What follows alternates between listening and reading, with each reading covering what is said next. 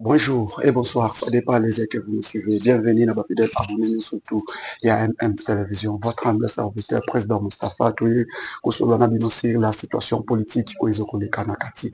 La République démocratique du Congo, partout vous allez, surtout l'internaute, Balandaka, Monamboka, président Moustapha, vous continuez, vous s'abonnez à la chaîne Abisso et MM Télévision, vous partagez, vous likez l'émission, émission haute, vous allez en direct, il y a là-bas, à Nakati, il y a là-bas, Nakati, il y a capitale, il y a là-bas, na ville ya Kolwezi pour que awawa conférence de gouverneurs ekosalema conférence de gouverneurs ekosalema awa na capitale ya Kolwezi na ville ya na province ya là-bas où landela ce qui s'est passé, ce qui va se passer quand il y a conférence des gouverneurs, tous les gouverneurs des provinces sont déjà ici. Nous attendons aujourd'hui le lundi l'arrivée du président de la République, le chef de l'État, et l'arrivée du premier ministre chef du gouvernement, Madame Judith Suminwa Tuluka. Le président de la République sera aussi ici pour lancer officiellement l'ouverture et lancer le mot d'ouverture. Il y a conférence des gouverneurs au Ekosalema, Navi, il y a Kolwezi.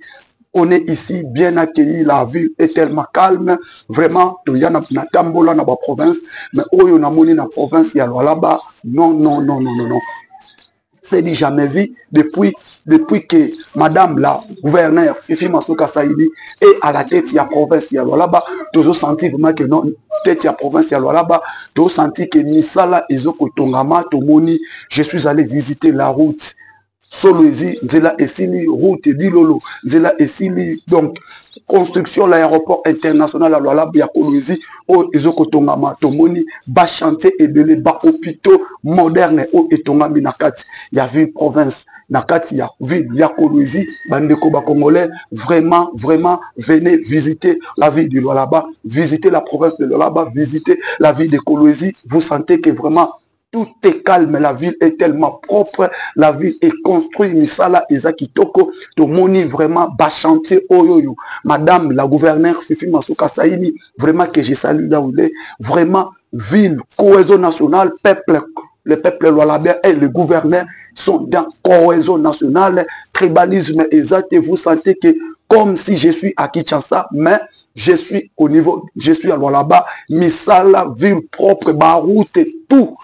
Nzela mboka oyo batika ki yango paka il fit à l'époque de Mouyej o atika ki yango Zamba, mais pour le moment Kolwezi non non non non non non non modernisation moko dans la ville oyo yo vraiment kitoko, vraiment je sens vraiment que non, nous sommes bien accueillis par Madame la gouverneure Fifi Masuka, nous sommes bien accueillis par la population, par le peuple de Lualabia. Oyo yo namoni awa communion entre le peuple et les gouverneurs. Vraiment, merci beaucoup na Madame la gouverneure Fifi Masuka Saïdi. Merci beaucoup na misala oyo tomoni ezoko salema na niveau Lualaba. C'est ça, je sens vraiment que non kitoko. Merci beaucoup. Bande kobranga iba congolais. Eza ya kolobela te. Eza ke po batu ba comprendre. Awawa toye pour que tout le monde a mis ça là au Salema. Et puis tout le monde a fait les hôpitaux qui sera inauguré. L'hôpital où sera inauguré, construit sous l'impulsion du chef de l'État, coordonné par Madame la Première ministre, chef du gouvernement, Judith Suminwa Tuluka. L'hôpital où sera inauguré, le président de la République a repassé dans le cadre ruban, il y a l'hôpital. L'hôpital où est tongami pour que programme à gouvernement où il y a couverture universelle maladie, où il y a santé pour tous. Et ces hôpitaux, où il y a accompagner la gratuité à maternité, gratuité à nouveau-né, et puis concernant le militaire,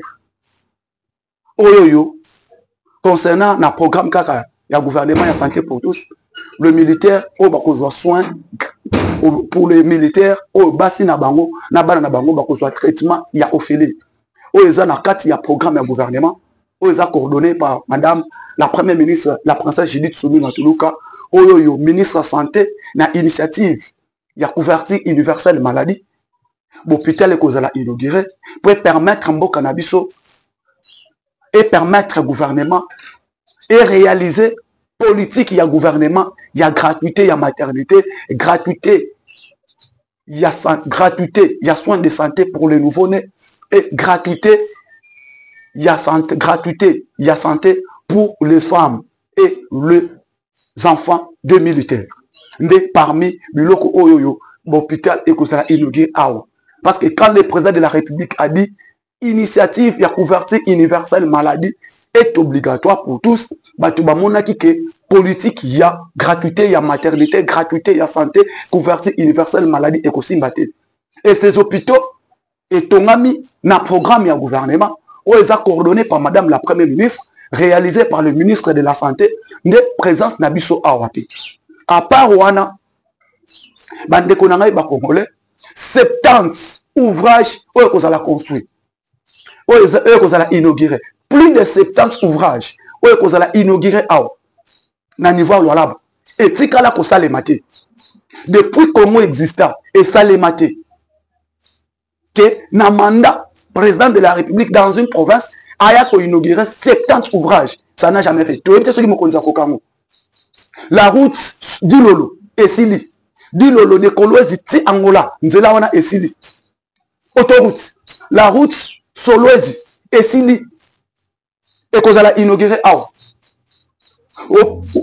aéroport international à Kolwezi. Ozo comme appelle Nasuka. Bandeko etikala ko salemate. Mais le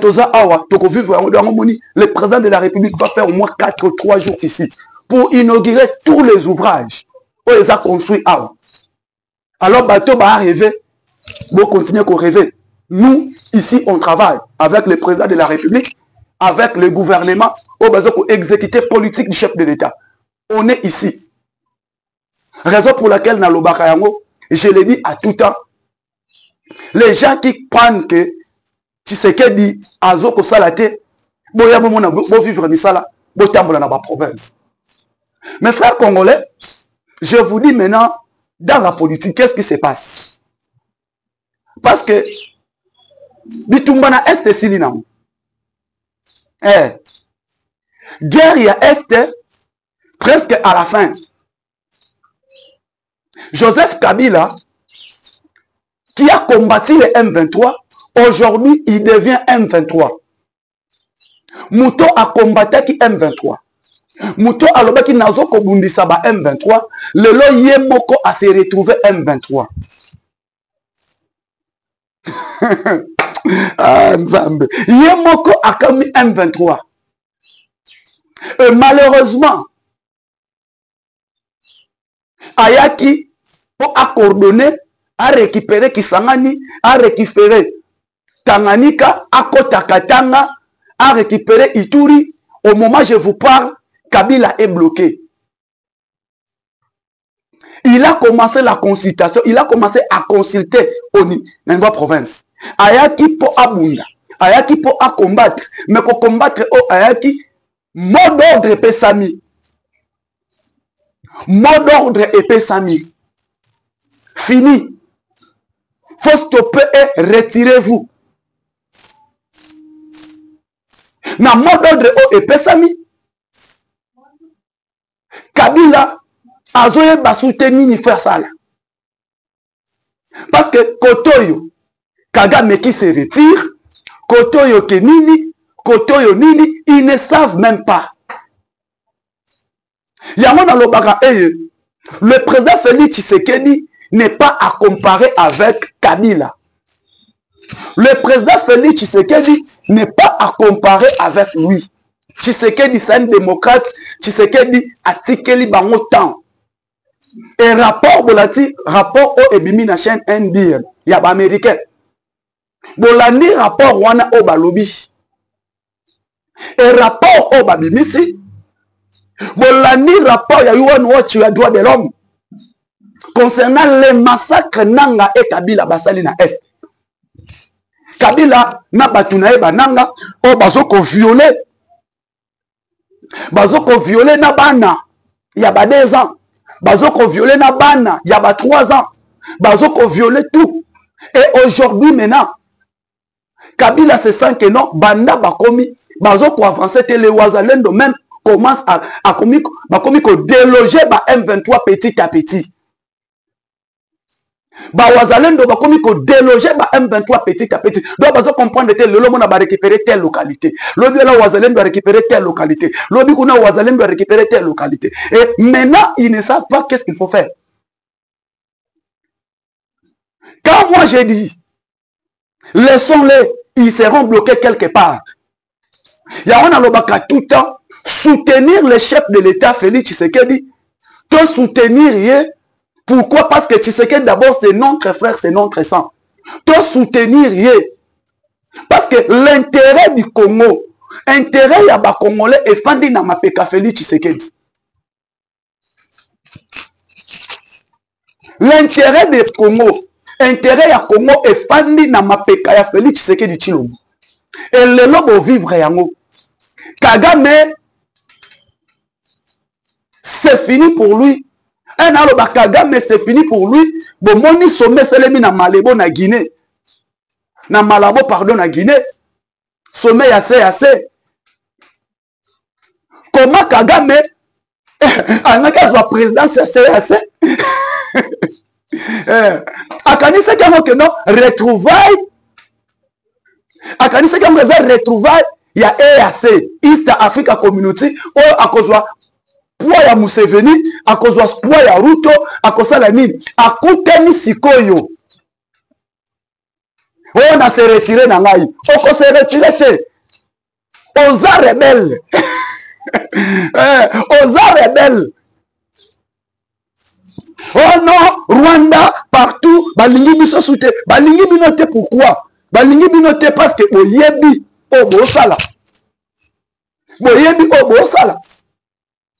Vous tuez, vous violez les Congolais. Et blocage au Azui à comprendre souté. Kotoyo, na États-Unis peut au côté à souté. Na États-Unis peut au côté à souté. Ba Rwanda eza interdit pour na bango ba kota aux États-Unis d'Amérique. Nde omoni bandeko ba Congolais. Quand on a le bakete, Félix Tshisekedi a ko sauver mboka oyo. Batu ba lo ba mona ngo to sala ngo na comédie. To sala ngo pona ki jaléliste. Non, le président Félix Tshisekedi c'est lui qui vient aider la République démocratique du Congo. Le lot Kabila ceux qui a quitté Goma s'est retrouvé na Kenya na Nairobi. Abani sou consulter kuna. Mais pendant que Kabila a fait du tour de consulter, il a consulté na Afrique du Sud, il a consulté na Harare na Zimbabwe, il a consulté na Namibie. Maintenant, il se retrouve encore à consulter na Goma. Pendant que Moussala Kosa na Goma, Ezra qui a consulté te. Na Goma mission na Ayela qui était bazwa moyen qu'il prenne le contrôle du M23 et qui donne les instructions pour qu'il récupère Kisangani pour coordonner les actions jusqu'à Kinshasa. C'est ça sa mission. Mission na Ayela qui a consulté te. Mission na Ayela qui a joué charge. Il y a M23 à comment na bango ti Kinshasa à chasser Tshisekedi au pouvoir et de récupérer le pouvoir. Et aujourd'hui, à se retrouver, Kabila est bloqué. Moyen à avancer, les instructions données par le département d'État américain, les instructions données par les congressistes américains, parce qu'Azala qui trossi. Plan Obasala qui n'a Bakatumbi, Bakabila, Bamouyege, tout consort là. Il y a un moment dans ville à Goma, vous allez sentir la présence de John Numbi, na Goma, la présence de Bangotuwana Kuna na Goma. Maintenant, il n'arrive pas. Bloc Obasui. Et loko basali bango ya on a loba ete le loba ndeko ba congolais to bete la mokonza mboka Félix Tshisekedi maboko makasi. Parce que même il y a qu'un seul Dieu qui est derrière le Congolais et un seul Dieu qui est derrière le chef de l'État. Si bomoni na l'église catholique o ba na ko soutenir ye ba bongwani ba komyo luka moyen tout consort pour ba kuta na mokonza mboka. Ah, ba comprendre que tout est fini. Bazo comprendre te parce que Kalamini te awa na yebisa ki bino na mission mo na sala kita na zaki na Kinshasa que Martin Fayoulou, il était avec Kabila. Bah, signé qui va accord. Ils ont signé les accords entre Martin Fayoulou et Joseph Kabila. Mais qu'est-ce qui a fait que Martin Fayoulou cherche à rencontrer le président de la République? Parce qu'ils étaient ensemble avec lui. Bah, signé charte. La charte, bah, signé qui? Bah, yebi o ba yokanaki. Mais Nini Essel était Martin Fayoulou qui a signé charte au mois de mars avec Kabila. De combattre les pouvoirs, de combattre Félix Tshisekedi. Est-ce que Martin Fayoulou a yeba quitté avant de signer charte na Kabila, que Kabila qui est le chef de M23? Il ne savait pas que Kabila, il est le chef direct, le chef en costume de M23. Pourquoi? Parce qu'il a signé. Aujourd'hui, Kabila, qui a combattu le M23, aujourd'hui, il devient lui-même le chef direct de M23. Ce sont des jeux, pour dire que ce n'est pas le Rwanda. Le problème du M23, c'est un problème congolais. Et ça, Rwanda, c'est un problème à Congolais. Et malheureusement, aujourd'hui, on peut pardonner même Satan. Tu peux pardonner Namboko. Mais tu peux pardonner Kabila. On se le dise. Tu peux limbisa Satana. Mais tu peux limbisa Kabila. Le lot a un katia Kolwezi. Kabila tika Kolwezi au Zamba. Il n'y a eu aucun ouvrage ici à Kolwezi. Kabila Katumbi Batika Kolwezi Zamba. On peut pardonner Satan. Mais tu peux limbisa Kabila pour le peuple congolais. Les gens bana mike bana 2 ans baza violé. Bana 3 ans baza violé. Nanga nous a dit ça. Président d'une institution appuyée à la démocratie. Nanga, président c'est lui qui a proclamé Félix Tshisekedi président de la République en 2018. Aujourd'hui, Nanga devient rebelle. Quelqu'un qui a combattu le M23, Joseph Kabila, en 2009-2013. J'ai combattu le M23. Aujourd'hui, il devient chef général en chef. Un Kadogo, quelqu'un qui n'a jamais fait formation militaire. Oh, je suis général-major à l'âge de 29 ans. Si c'est impossible, les arrêter aux arrêter, armé mon côté dans le monde.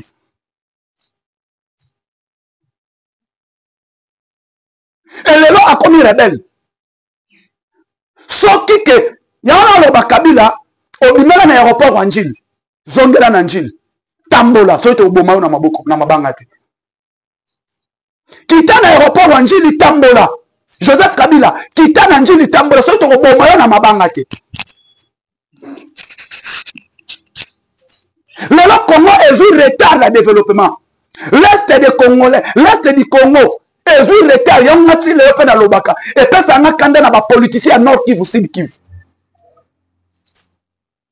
Ça m'énerve souvent. Aux politiciens du Nord Kivu et du Sud Kivu. Tous ces vieux, Vital Kamerhe et tous ces bahati, tout qu'on sort là. Il n'y a aucun politicien. Ne comprenez pas ce que vous avez complice. Le lot on a fait, la réalité, il y a INC. Plusieurs membres de l'INC vont se retrouver dans la rébellion dans Nord Kivu.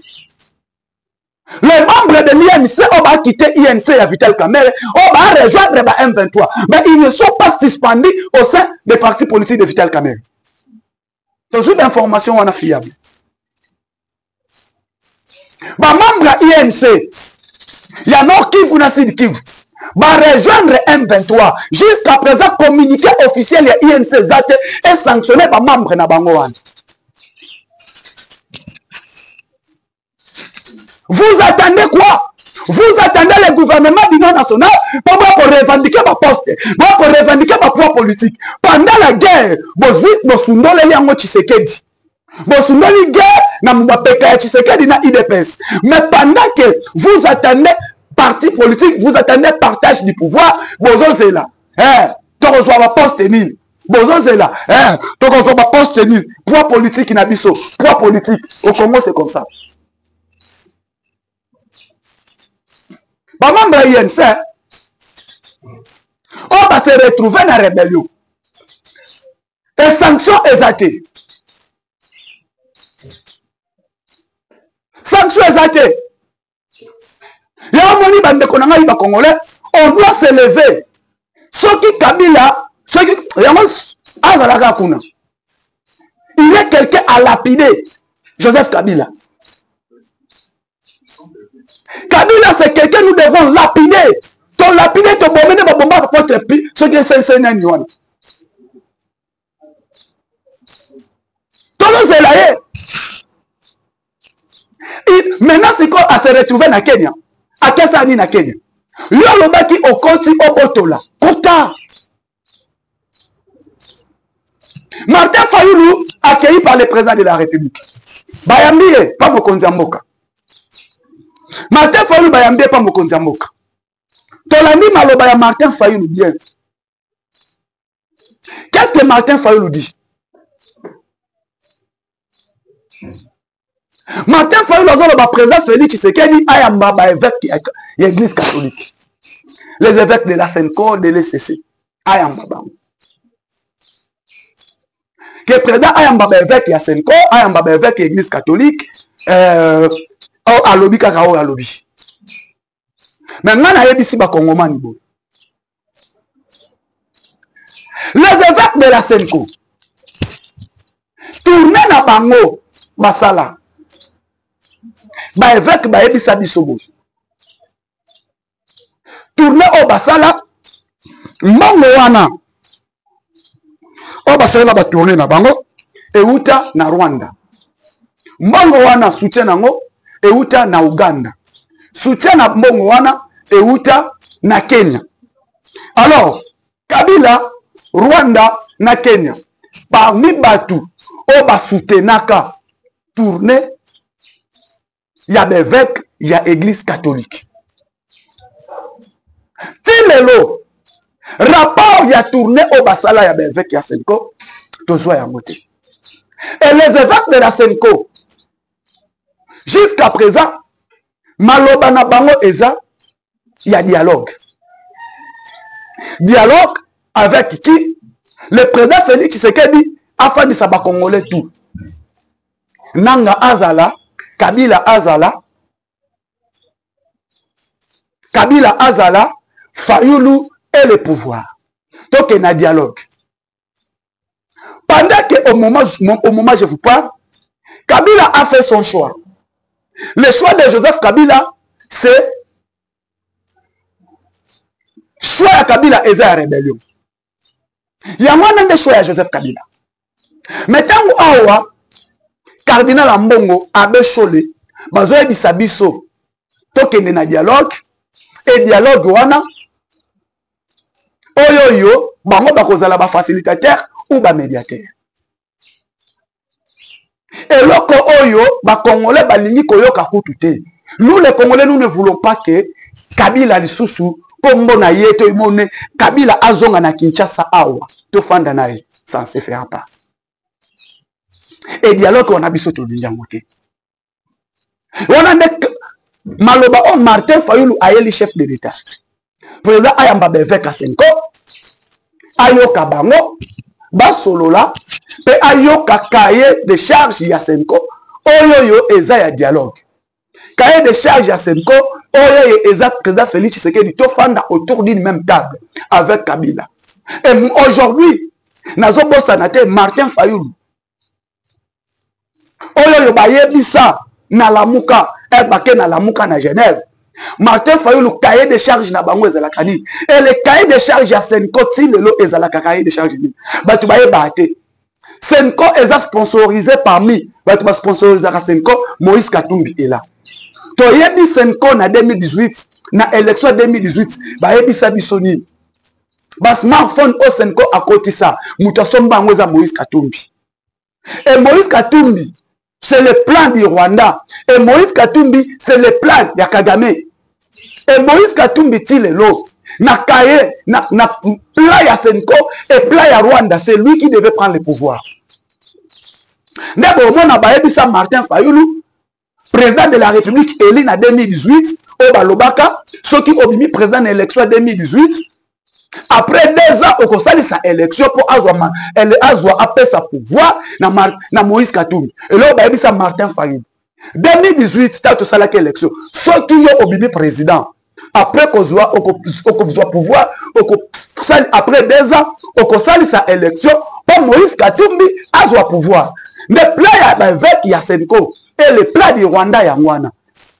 Et malheureusement, Nzamba République démocratique du Congo, Nzamba Batelaka Congo, Nzamba a confondu plan à Bango, Félix Tshisekedi Abima président.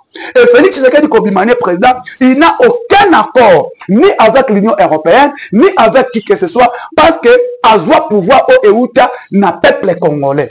Et le peuple congolais maintenant, qui est derrière le chef de l'État, de Bomona, Bakart Nyon surtout, Rwanda zo préparé, Bakart Nyon surtout, Yasenko SCC, Oba Benemia Congo, ils ont contourné, ils ont avoué l'échec. Et malheureusement, aujourd'hui, le président Félix Tshisekedi, qui se bat avec notre armée, les forces armées à la République démocratique du Congo, pour remporter la victoire dans la bataille dans l'Est. Et le long, Mokili Mobimba et Moni, le long, Obande Konanga ba Congolais, après qu'on soit posté, on a élection. Il y a plus de 187, 680, 183, 687 votants. La République démocratique du Congo a eu poste. Il y a membre non permanent au Conseil de sécurité des Nations Unies, dans le Conseil de la Nation Yango. La République démocratique du Congo a eu vice-président.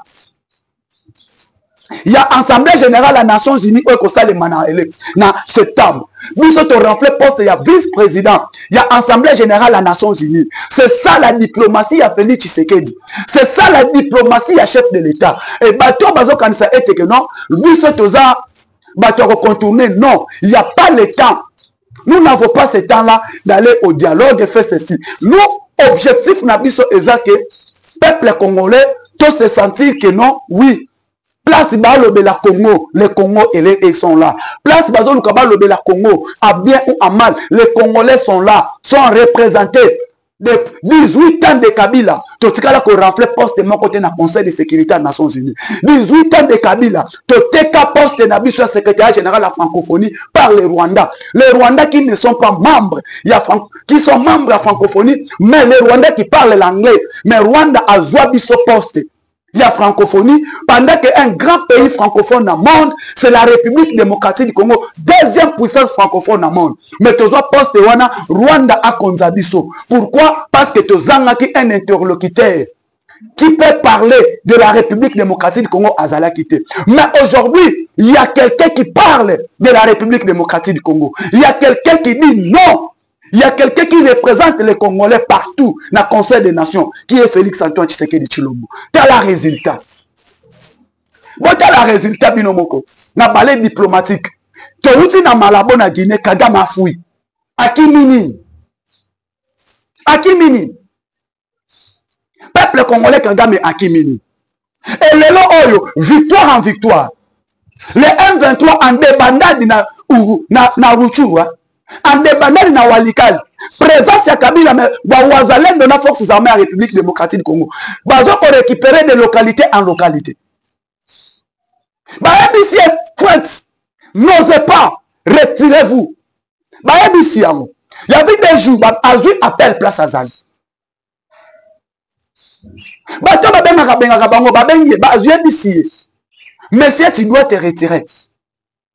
Il n'y a pas question d'avancer. Retrait. Ba ako ko lobate. Na ebisa batu. Omoni bitumba o to bundango na molili, to bundango na bomutu, to bundango pe na molili. To bundango na mosuni. Bino ba comprendre que non. Kabila o atikaki armete. Kabila o atikaki ko former ata ndekete. Mais dans 6 ans, l'armée congolaise s'est élevée. Dans 6 ans, l'armée congolaise est élevée. Dans 6 ans, tu as lu la programmation militaire. Dans 6 ans, tu as lu l'école de guerre. Dans 6 ans, tu as retapé toutes les bases. Il y a qui tourne la base du Kotako et tout. Le président de la République a tombe la yango. Dans 6 ans. Ni tété infiltration ya armée na biso. Ni tété armée au atikela kibiso ya Kobamba. Kabila atikela biso armée ya Kobamba. Ba Congolais faut la conscient. Oh ba yé baté Kabila atikela biso armée ya Kobamba. Il y a brassage, il y a mixage tout. Mais aujourd'hui, il y a quelqu'un qui dit pas question de brassage, pas question de mixage. Ah non, Félix Tshisekedi. Envoyé des dieux pour les Congolais. Pas question de brassage, pas question de mixage. Na lingi koyoka brassage te mixage te. Poste pe na kopesa nanga ezate. Non. Retirez-vous. Les M23 c'est le Rwanda. Yewana. Mbangu na doa. Yewana. Mbangu na États-Unis. Ayoki oba ebisi. Bangwana ba betama. Le lot komi na armée oyo. Petit à petit. Dans 10 ans. L'armée congolaise, les forces armées à la République démocratique du Congo, ils ont côté les mains. Ils ont recruté partout dans toutes les provinces. Ils ont recruté les militaires. Congolais téléma bundé lamboka. Et là, grâce à yo, le président Félix Tshisekedi Tshilombo, chef de l'État, commandant suprême des forces armées. Le lo bende le ko ya tete ko pour l'école. To bundé lamboka ko. Bande koba congolais. Maintenant, nous voyons, on ne peut pas parler de la victoire diplomatique. Il y a madame la ministre des Affaires étrangères, sans parler, celui qui coordonne les actions du gouvernement.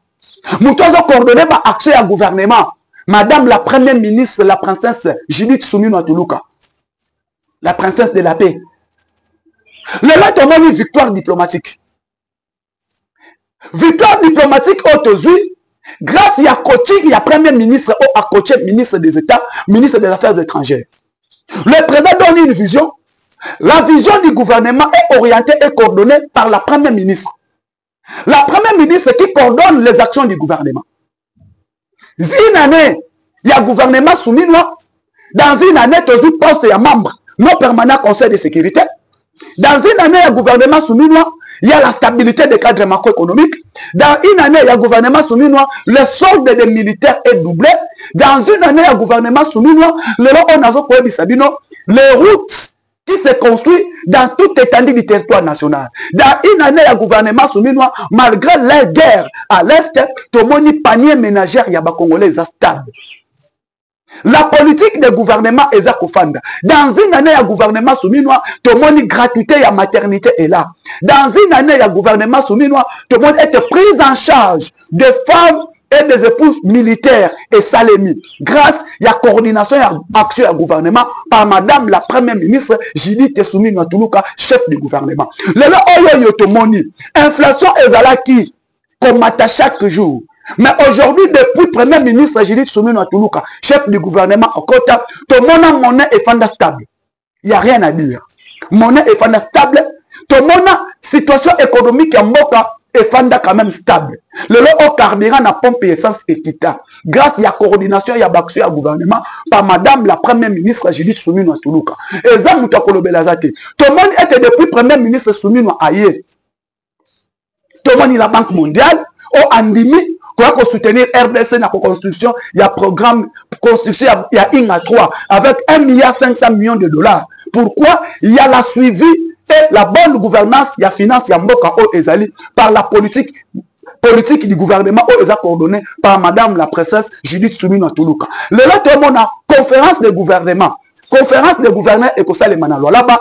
Pourquoi? Parce que le président de la République a inauguré ma infrastructure et belé, ils ont construit grâce à la politique et au gouvernement, ils ont coordonné par la princesse, par la reine, par la princesse, premier ministre Judith Suminwa Tuluka. Tout ça, le gouvernement d'union nationale, président de la République utilisait sagesse à Salomon. Il faut qu'on reconstruise, qu'on zone sa premier ministre. Comme Judith Suminwa Tuluka. Azonga comme chef du gouvernement, a coordonné et puis, va remanier l'équipe ya Suminwa, oyo basali malamu batikali, oyo basali vraiment malamu te bakoyi. C'est ça nous demandons chef de l'État. De reconduire madame la reine, madame la princesse Judith Suminwa Tuluka pour continuer les actions qu'il est en train de mener sur toute étendue du territoire national. Merci beaucoup, Baino, surtout, Bolonda Kanlai. Bandeko Owa. Tomani, Badiabo Oebimi. Badiabo Ebimi concernant le directeur général, il y a DGM, il y a Direction Générale de Migration. Au Bénin à Combo, il y a Directeur Général, Excellence Roland Kachouantali. Au Azad DG, il y a DGM. La personne, l'homme qui a sauvé le chef de l'État. L'homme qui a aidé le président de la République dans la de sécurité. Il s'appelle DG Roland Kachouantali. Le numéro 1, il y a DGM number 1. Bande Kotozan à niveau là-bas. Awawa. Mamba sécurité, le directeur général, il y a des gens aussi, est ici, avec nous ici. Papa Roland Kachouantale. Bate que non, c'est faux et archi faux. Il n'y a aucun conteneur, il y a arme côté par Angola sous l'appui du directeur général et des Eza Lokuta. Il y a mis balé bande konangayi na koloba. Directeur général Roland Kachouantale. Azana même mise na matata tamponi. Kokima ya matata tamponi abimeli na borne frontalier o eza officiel ya des c'est faux. Matata tamponi abimi bakimi sie na des matata tamponi abimi na quoi mon côté place police des frontières, il y a des gens ezali que babimi sie à monani bakomi, c'est faux et archi faux. Eza bato baluka ba nuire le directeur général Roland Kachouantale. Oyo tozomona a été deuxième depuis Roland Kachouantale, le directeur général excellence Roland Kachouantale azali, deuxième et fanda libanga. Deuxième et fanda ayeko mema ba réforme et belé na kati ya deuxième otikala kozanate. Mutu amemi yango il s'appelle Roland Kachouantale. Tomoni était administration à deuxième. Le lo obaja à deuxième obazaki inutile. Depuis que Roland Kachouantale est là, bokene ba poste frontalier nyon soit deuxième ezoko innover grâce à directeur général Roland Kachouantale. Le lo oyo deuxième ateka ka visate. Deuxième octroie les visas. Deuxième n'est pas un régime financier. Baloba était azokababa visa, azoteka visa. Non. Direction générale à deuxième est un régime financier. Mais direction générale est un appareil à sécurité. Et appareil à sécurité, il y a contre-renseignement. Nde Moussala à deuxième yangwana. Deuxième ne vend pas de visa, mais deuxième octroie les visas pour la sécurité. Mais au moins, était bravo notre directeur général Roland Kachouantale qui accompagne le chef de l'État. Mouto a sauvé mon kondiamboka. Dans mon métal sécurité, c'est cet homme. Un peu de respect pour le directeur général Roland Kachouantale et pour son travail. Nous sommes avec lui ici, alors là-bas, pour accompagner le chef de l'État et soutenir les actions du chef de l'État. Merci beaucoup, Nabano Stobolindaka. Moi, Namboka, président Moustapha Olingo Bengangai, t'as numéro au ezan à base d'écran. Bengangai, to solo là, à qui, to soutenir, bon soutenir, bisope na mambo, au tout ça là. Merci, ciao, à la prochaine.